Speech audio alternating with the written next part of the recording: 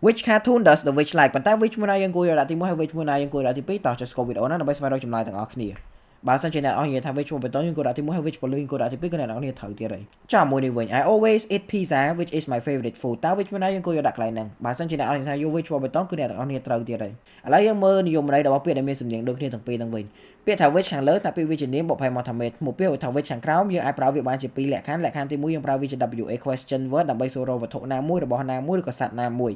លក្ខខណ្ឌទី2យើងប្រើវាជា relative pronoun ប្រើវាសម្រាប់នៅក្នុង adjective clause ឬក៏ relative clause ហ្នឹងយើងប្រើវាដើម្បីបន្ថែមព័ត៌មានទៅឲ្យនាមនៅពីមុខវាឥឡូវយើងមកបកប្រែប្រយោគ2មិញវិញ which cartoon does the witch like ប្រយោគទី1ហ្នឹងតើតុក្កតាមួយណាដែលមេធ្មប់នឹងចូលចិត្តគេប្រយោគទី1គេប្រើពាក្យ which លើនេះ which ហ្នឹងគេប្រើលក្ខខណ្ឌទី1ហើយលក្ខខណ្ឌជា WA question word ដល់ទៅពេលប្រយោគទី2 I always eat pizza which is my favorite food អាពេល which ហ្នឹងគេប្រើវានៅក្នុងលក្ខខណ្ឌទី2ប្រើវានៅក្នុង adjective ឬក៏ relative clause ដើម្បីបញ្ជាក់ន័យឲ្យ pizza ខ្ញុំតែងតែញ៉ាំ pizza ដែលជាម្ហូបដែលខ្ញុំចូលចិត្តគេបន្ថែមព័ត៌មានទៅឲ្យពាក្យ pizza បន្ថែមព័ត៌មានទៅឲ្យនាមដែលឈរនៅពីមុខវាអ្នកនរគ្នាកុំភ្លេច comment ពាក្យតាមីផងបើសិនចង់ចូល learning growth របស់យើងមានថ្នាក់ចាប់ដើមចូលរៀនចាប់ពីដើមសប្តាហ៍ក្រោយទៅ